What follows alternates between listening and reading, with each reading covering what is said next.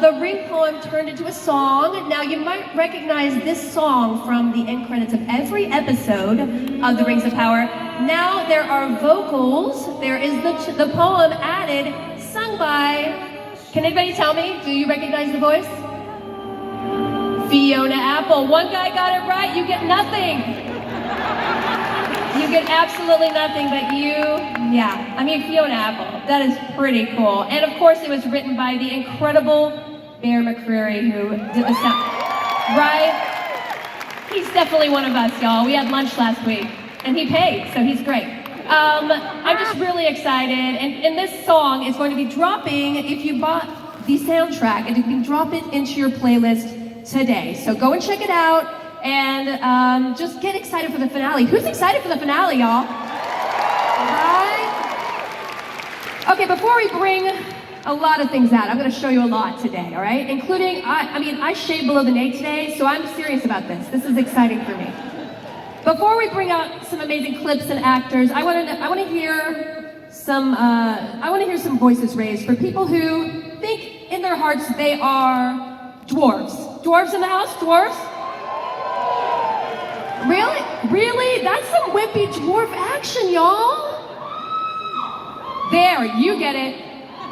That one right there. There's some crazy okay, party with those dwarf ladies, okay? What about some elves? Do I hear elves in the house? That's right, okay. I feel you in my heart, y'all. Do we have Harfoots in the house? Gentle, tiny people? Yeah, that's probably, I feel like I want to be an elf, but I'm really a Harfoot. All right, it's fine. Any humans? Boring. How dare you come to this panel and not want to be, whatever. All right, let's just dive into all the Middle-earth goodness. Oh, I'm sorry. I'm so sorry. Anybody? Orcs? Anybody? That was scary.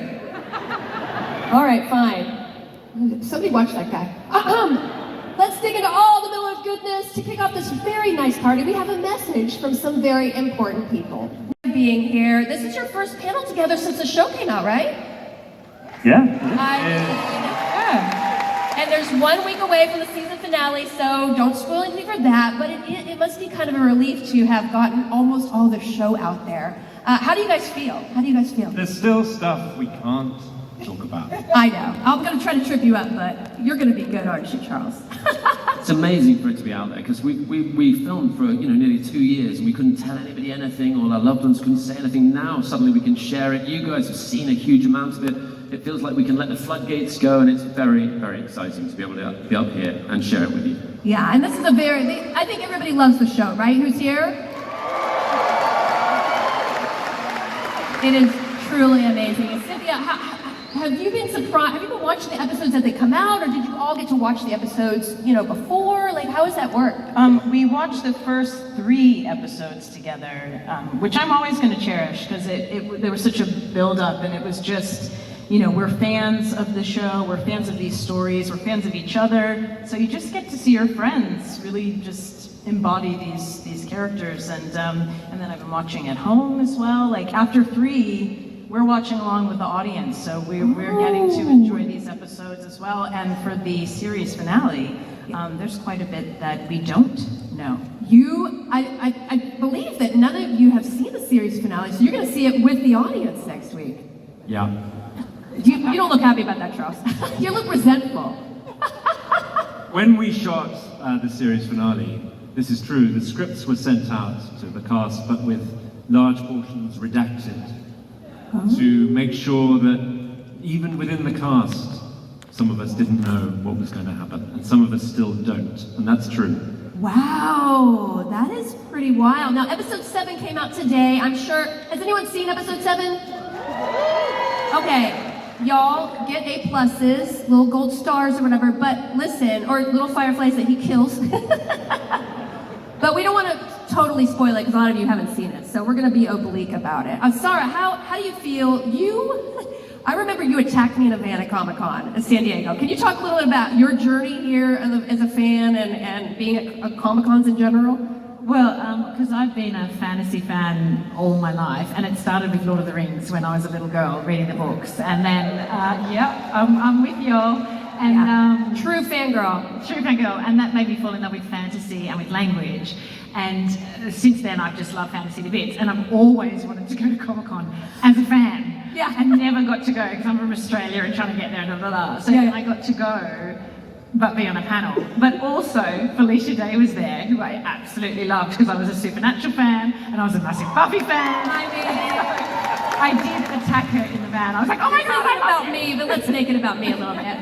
No, sorry, you did, and it was such a thrill because seeing you guys in person there, I mean, it's been such a journey, all of you. Can you talk about, like, this must be a whole new world for you. What has it been like? This is insane, you guys. I mean, it's 3 years in the making, almost 2 years of us being in New Zealand filming, a year of post-production for us to finally even be able to be here with you guys and share it. It's surreal. It's completely surreal. Yeah, and you had any fan art come through your Twitter feed that you can want to talk about or wouldn't want to talk about? Fan art. Fan art with you and Arondir. Yes. Ismail is so amazing. Thank you for shipping Aronwin. That's what we're called. We're #Aronwin. Oh, is that your hashtag? We have a hashtag, guys. Thanks for making that. And the fan art is insane, seeing the love you have for our characters and the first kiss. If you haven't seen the first kiss, I've just ruined it for you. No, that's episode 6. Not too soon. Not too soon. Not too soon. Yeah. Yeah. No, it was wonderful. Leon, how has your experience been? You are from New Zealand, I heard. I'm from Wellington, yeah. So I was in primary school when Peter Jackson was making the original trilogy in my hometown. So Middle-earth has been part of my life as long as I can remember. I can't believe I'm in a Tolkien story now. It feels utterly bananas. Yeah. And a true delight. And being in a room with, I think there's like 5,000 people here at least, and maybe, 4 of them are friendly. No, I'm just kidding.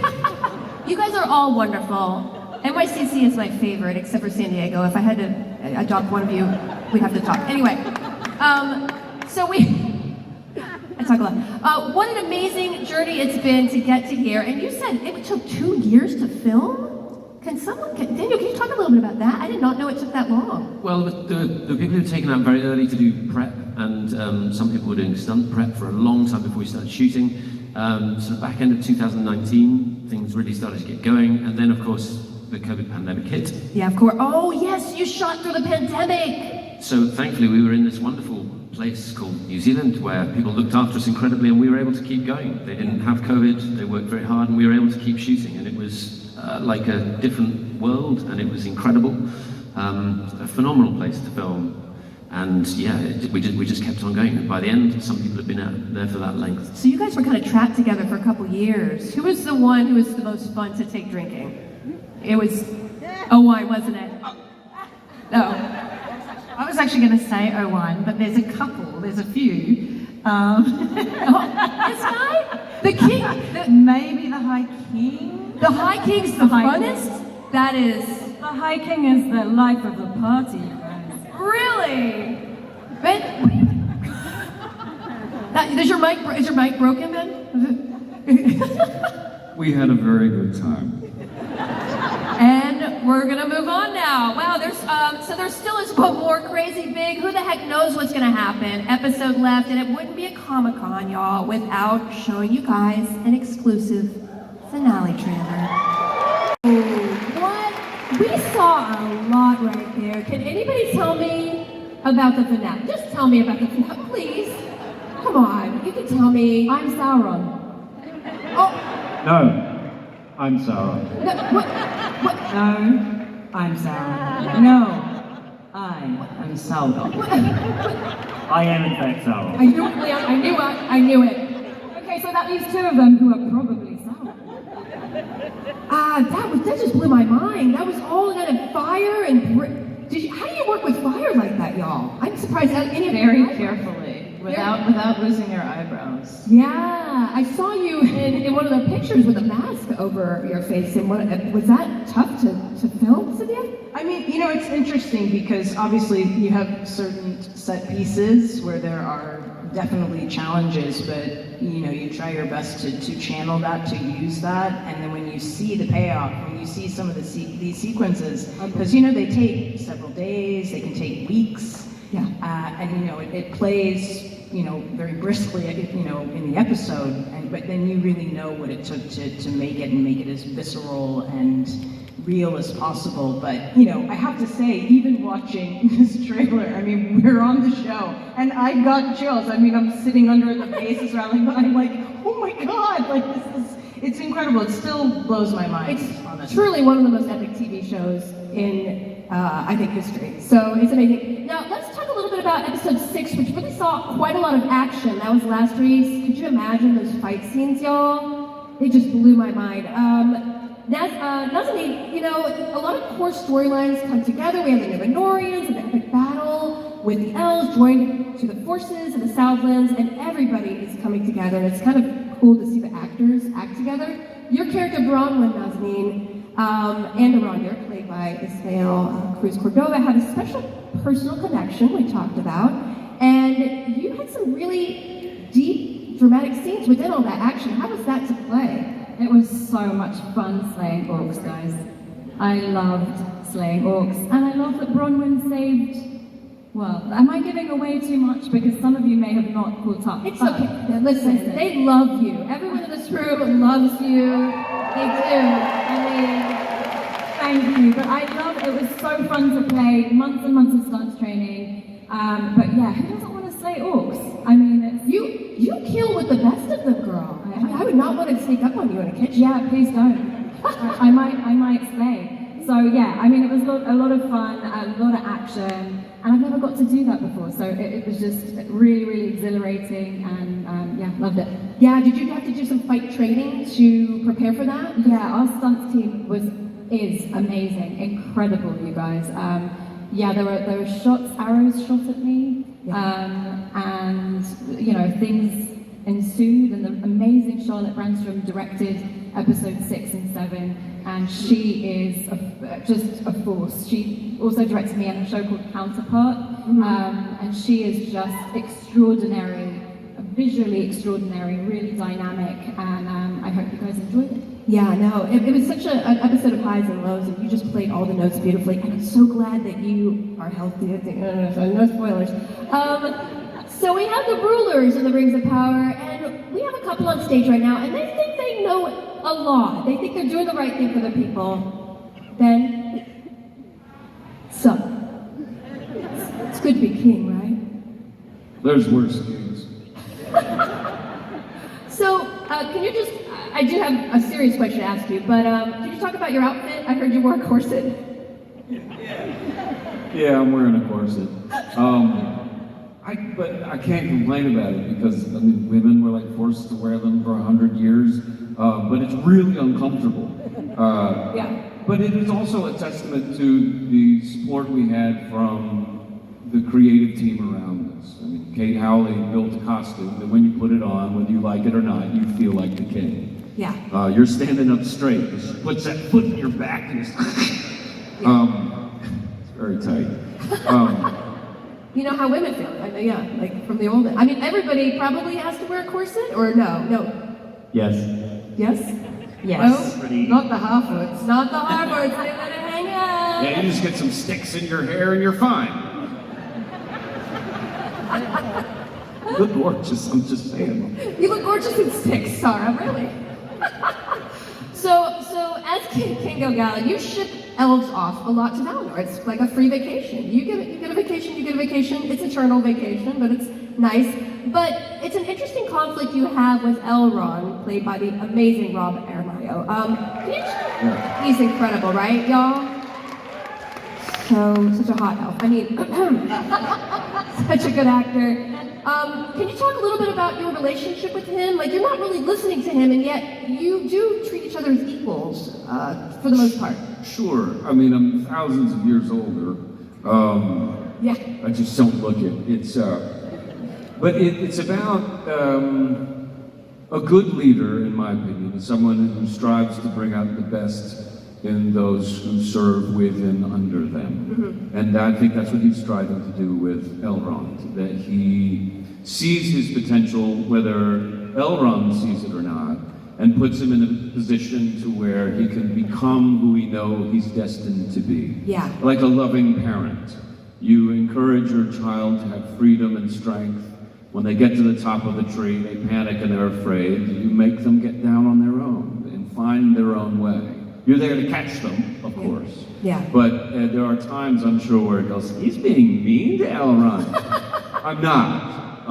We know that Gil-galad had this prescient nature, not only in terms of his awareness of the rise of evil, but also in terms of he reigned for the longest period of peace in Middle-earth. He knows what he's doing. Trust me.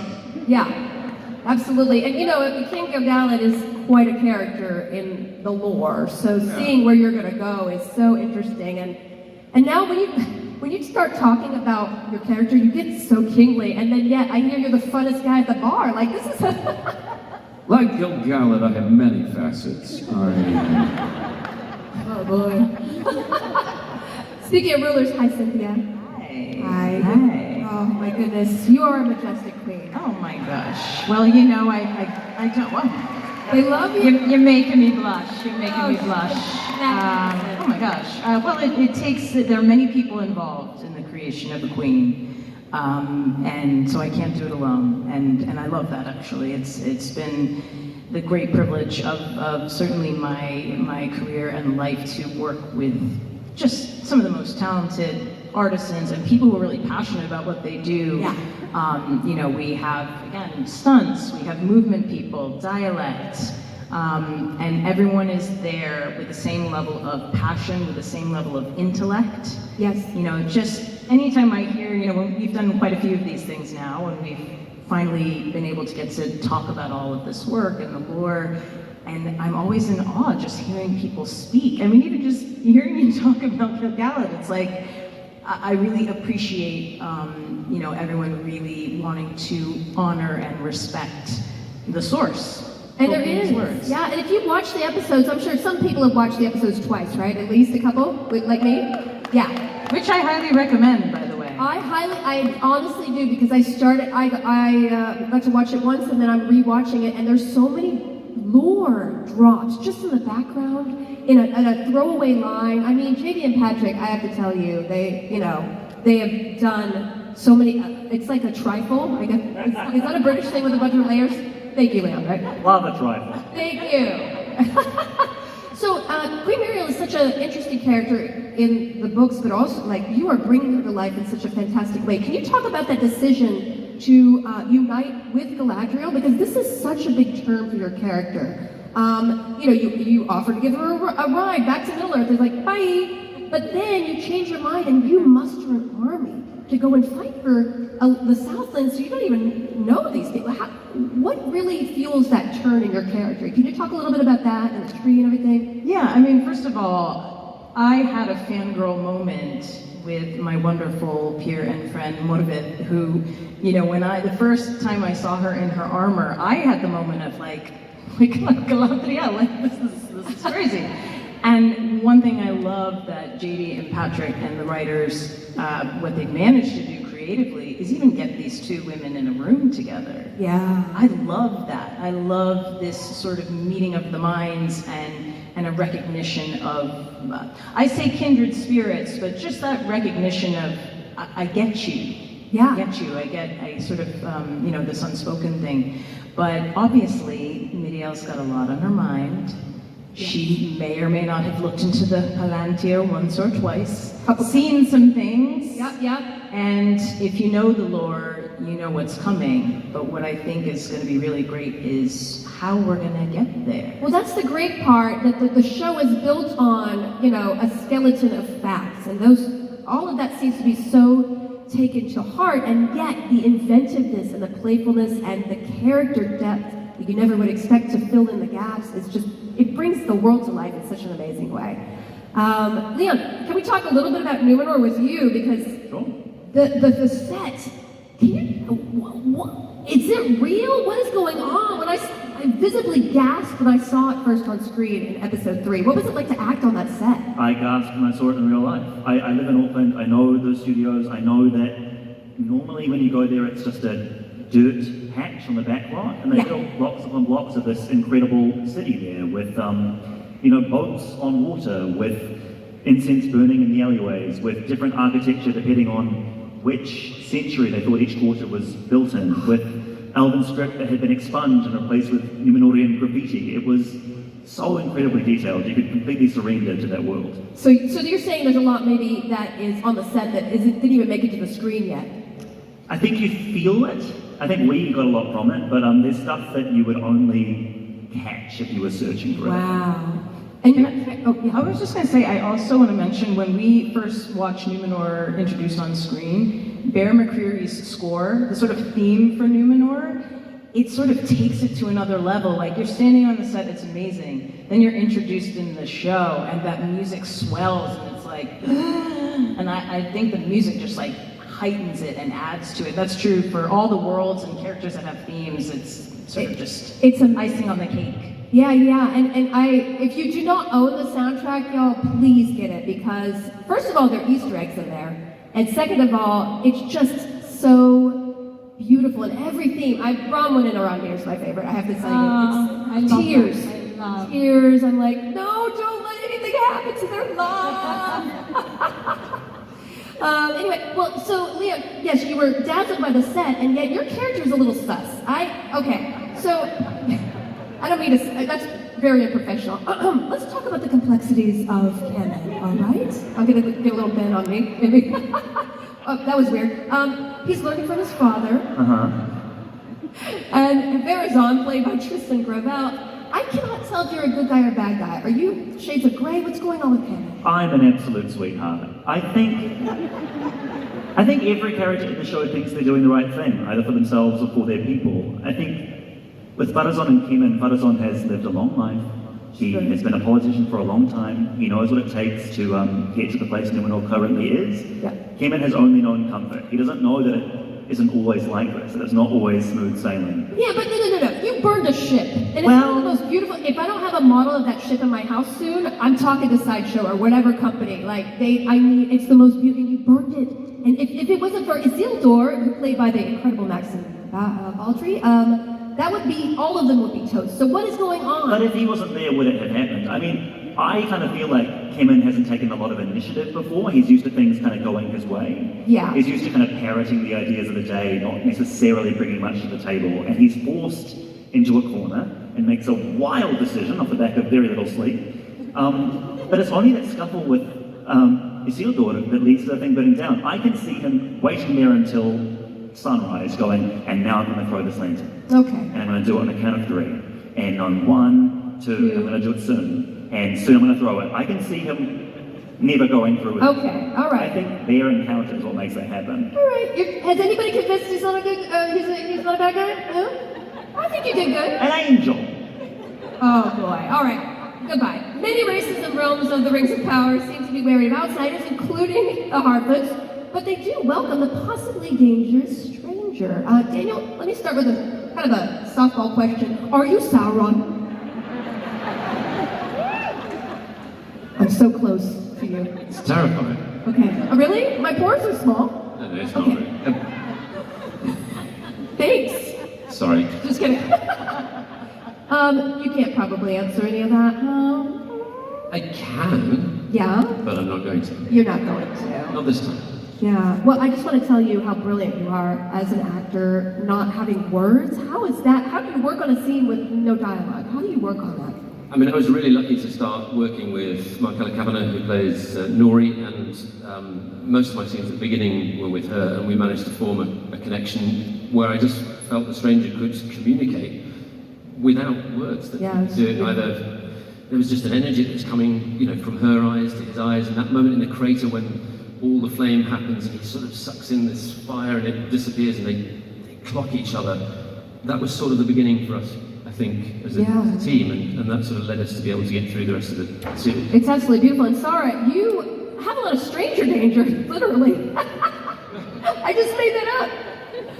It's actually very good. Thank you. Yeah. Next panelist can steal it.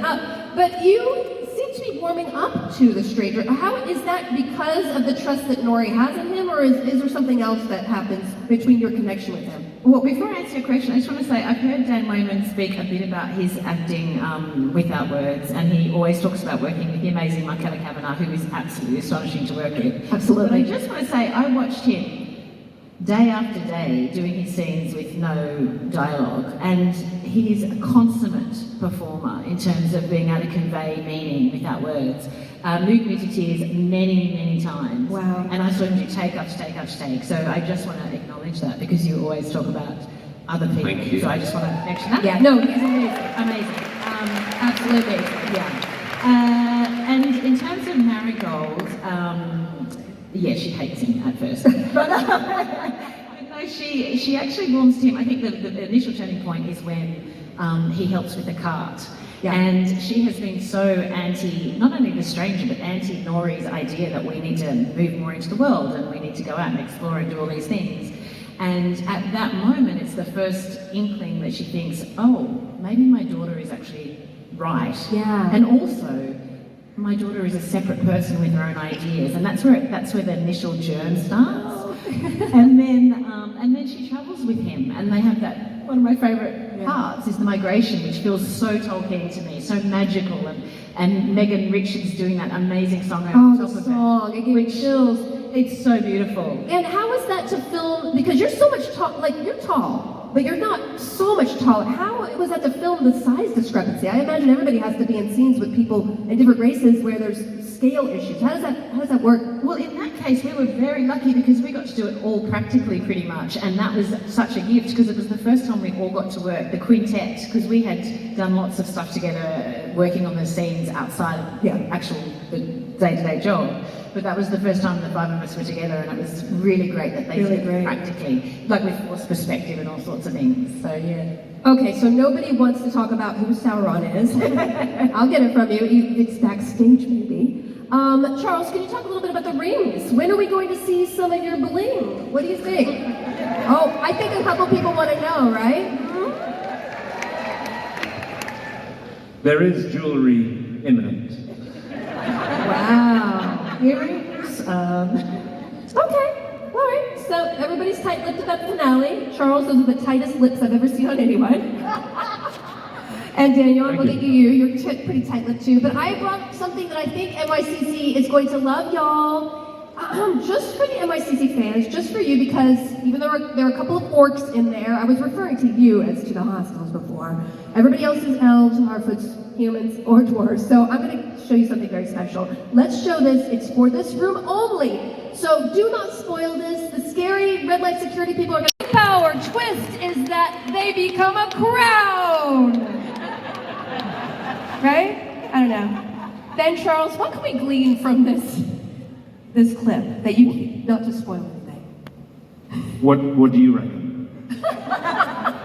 Well, it did look like you might be thinking about making something. We're on our way to some solution. It looked like to me. Yeah. You know what? You are very political, sir.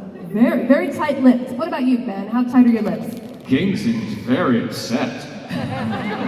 Especially with Galadriel. She jumped off the boat. She didn't do what he said. We're in really big trouble. Looked like you were a little scared to me, man. Yeah, I told you, multifaceted. Yeah, there's a lot going on around that anvil. Well, you're looking good in that corset, okay? It looks like... You say that to all the girls. All right, I'm going to do a quick round of questions.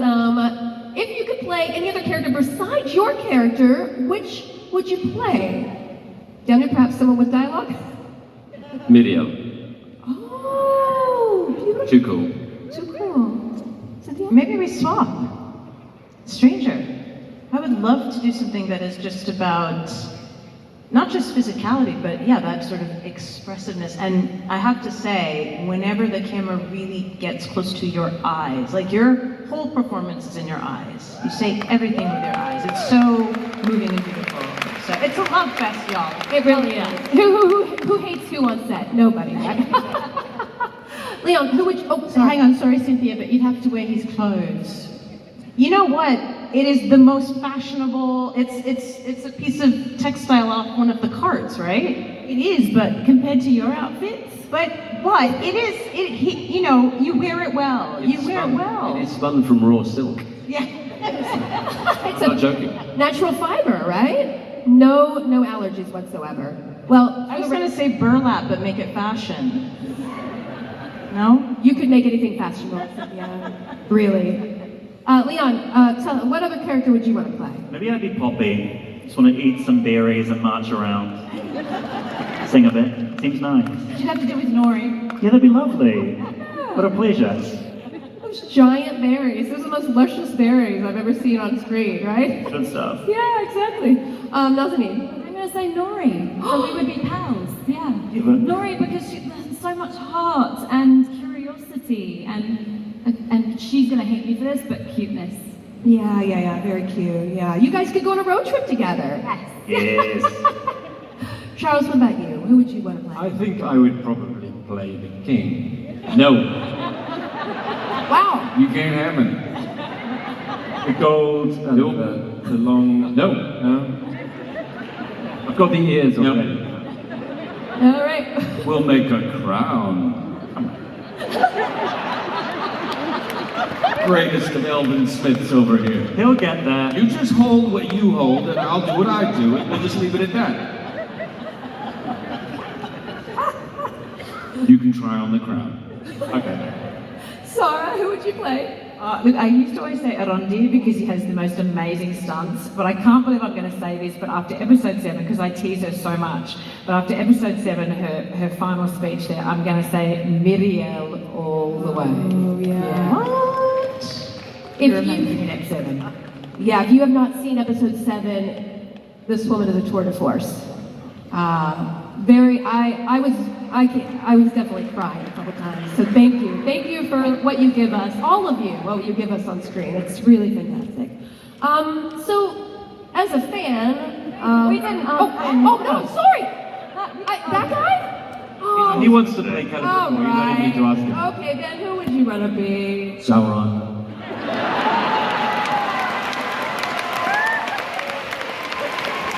You can't have him.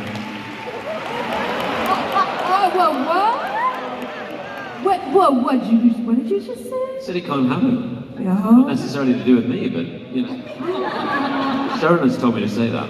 Okay.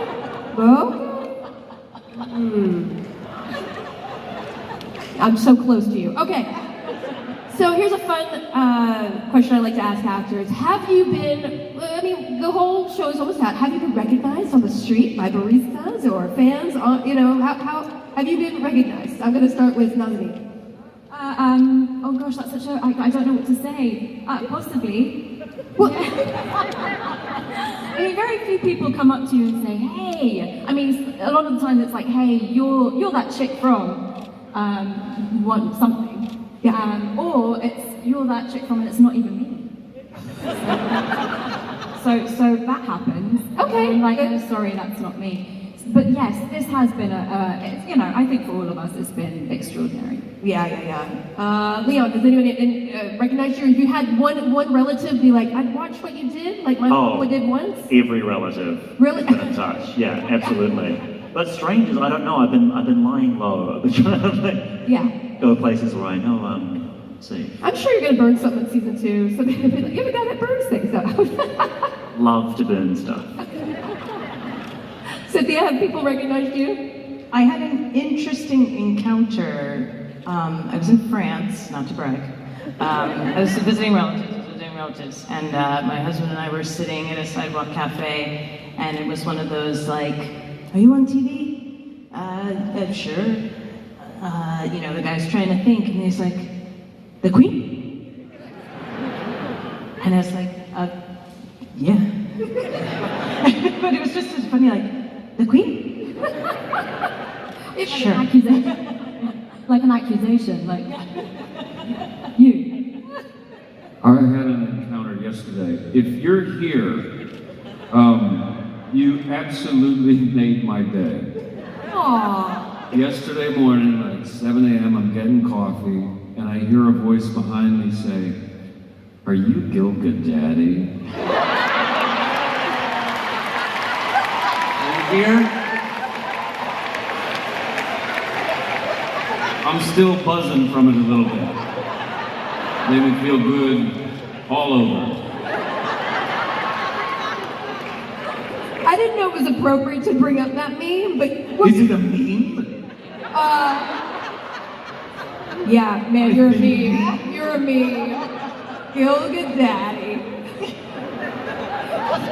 I can feel my face turning red. Oh no. That's so great.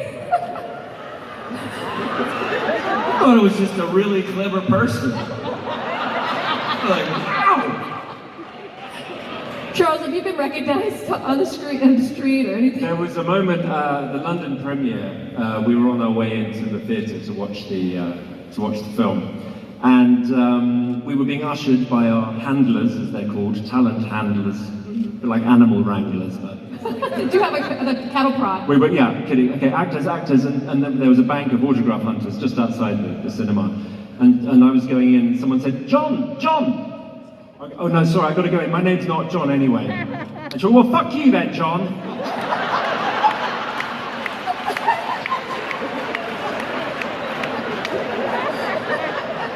Oh. Other than that, no. You did send us that thing though. You sent us a thing on. We got a little group WhatsApp chat, and Charlie posted a thing a few weeks ago where he just said, "Was sent this to sign," and there was a picture of Ben in his king costume. And he signed it. I say, Benjamin Walker, best of luck. that happens actually quite a lot. I don't know if it's happened to any of you, but yeah, somebody else's picture in front of you. And will you sign this? I'm like, and I say my name, and it's like, Nazanin, will you sign this? I'm like, yeah, but that's not even me. It's not you. Did you sign it anyway? No. Oh, yeah. You and principals. Sarah, what about you? Now, and also you need to tell the audience that you were going around here taking pictures with other show posters. What did you do? You've got to fess up. Come on now. I'm sorry. I have to. You're a fan. I just want you guys to know she's a true I took a photo of myself with the Supernatural boys. Blowing them a kiss because I love them so much.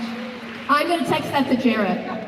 And then he's going to do some weird emoji back. I will. Oh, just Jensen. Oh, okay. Somebody's a Dean girl, huh? All right.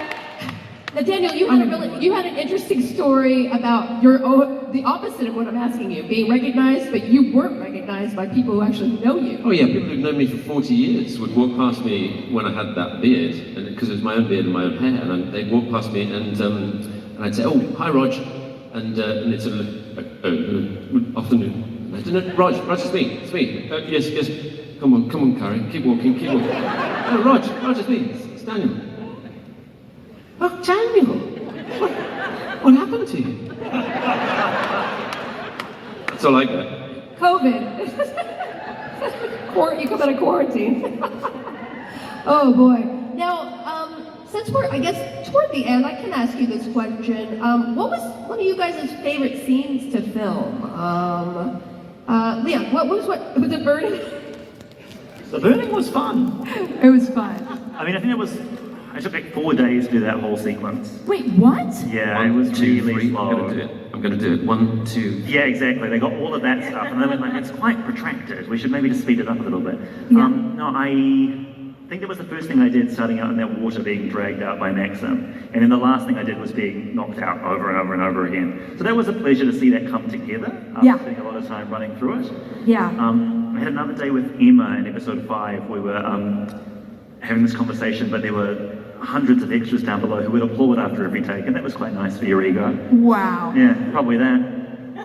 It's like the scale of this show really is dazzling because when you're watching it, yeah, it's an hour of TV, and yet, it took months to film some of the sequence. I can imagine episode 6 was quite a monster to film, right? Yeah, it really was. It was grueling, and there was 3 weeks that we went through, Ismail and I, where we had day shoots turn into night shoots, turn into and then day shoots again. What that does is it cuts your weekend to 1 day. So 21 days with 2 days off.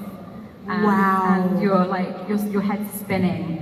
But my my favorite scene wasn't in episode 6, it was in episode 2. It was the fight scene with the orc, but then the tag, which is showing up at the tavern with a bunch of disbelieving people and slamming that thing on the table and going, how do you like me now? Yeah, there are, just now that I think about it, there's some badass women in this show. I mean, it is. I mean, everyone's a badass, but really, you get some great turns, both of you guys. You're so powerful. Daniel, what did you have a specific scene that maybe in the finale you can share that you're Sauron? Maybe I don't know. Maybe. No. So close. Yeah. But I do remember, one of the first scenes that I filmed in the crater, they called me to set, and as I walked towards this massive crater, sort of the width of this room with real fire burning everywhere, and Markella, playing Nori, was standing on the edge of this crater, and just looked so small over there with all this fire and this smoke. And this crane was on the other side of the crater, massive crane swinging all the way across and right into her face, and then this tiny camera right close, and in that moment, I sort of felt, here's the epicness of Lord of the Rings, but it's also that they're capturing the intimacy of the real relationships that are going on. And I think that's what carried us through, that we've got this great big arc of storyline, but the showrunners and the amazing crew are getting into the intimacy between all the characters and what they're all feeling. So that was my favorite. The one thing I'm thinking when I'm hearing you speak is that I want you to just say everything to me all the time. And what a pity it is we can't hear your voice in the show, because okay, anyway. Anyway, anybody else have a favorite scene? Sarah? The migration scene, I absolutely love because it just feels so magical. But there's a scene that I can't talk about that was literally one of my best days as an actor ever. Oh, wow. With my half-foot family. So that I will remember that till I'm Something we'll look I'm an forward old to, lady. perhaps? Yeah. Yeah. Makes sense. Gil-Gadaddy? I was going to say the dwarves are a little underrepresented. One of my favorite scenes in it is Sophia and Owain, and what made me think of it was what you were saying, is that it's this kind of beautifully comedic and touching domestic drama they're having. They're having dinner and putting the kids to bed, and it's simultaneously so Tolkienian, but also so human in a way. And I think that's probably my favorite point of the show. And they're both incredibly funny. Yeah, absolutely. And Charles, you have a lot of from the clip, I assume we're going to see a lot of you maybe in the future, but is there a specific scene that you stood out for you in the filming of? Similarly to Zara, it's one that is in episode 8, but it is a scene where everything is starting to come together, and we filmed it very late in the schedule, and everybody wanted to make it absolutely right. It was very technical, very detailed, and very delicate, and we were all just working towards single-mindedly the same aim, which was to make this moment absolutely right. Wow. Which I hope, and I'm sure, we've achieved. Yeah, no, I know that I am waiting for next week with bated breath. Muriel, can you talk about your favorite scene as we wrap up the panel? Oh my gosh. My favorite scene is also in the finale. I can't talk about it. Wow, so this finale is going to be kind of a bummer, obviously. Really anticlimactic. No, I mean, what it really impresses me about the show is that it is, as the characters start to come together, the groundwork that has been laid with each of you, with the depth of character coming together, it is truly a thrill every week to see your characters come together, and I just cannot wait to see more for the finale, but also for seasons to come.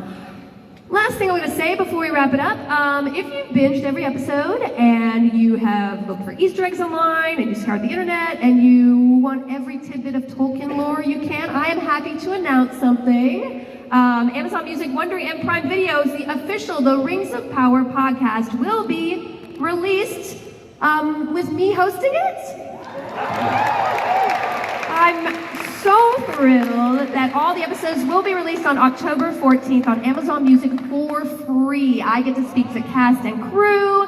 I had an opportunity to speak with the showrunners for an hour about the finale, and they're actually all in every single episode up until then. So it's a companion to the show that as a Tolkien nerd and someone who loves to do research, I am so thrilled. And there's a little bit of a trailer, so if you'd like to watch it, here it is.